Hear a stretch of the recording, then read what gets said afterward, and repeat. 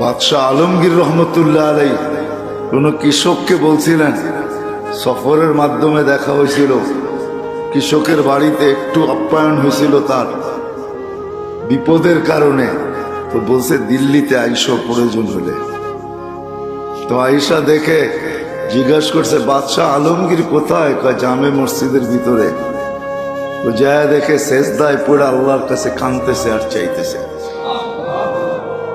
দূরের থেকে তো শোনা যাইতেছিল না, একটু কাছে যখন গেছে পায়ের কাছে তখন শুনতেছিল, কাঁদতেছে আর চাইতেছে। একটা মানুষ আসছে আবার চলে যায়, বাদশাহ সেজদের থেকে উঠে ডাকছে, আয় কেন আসছিলে?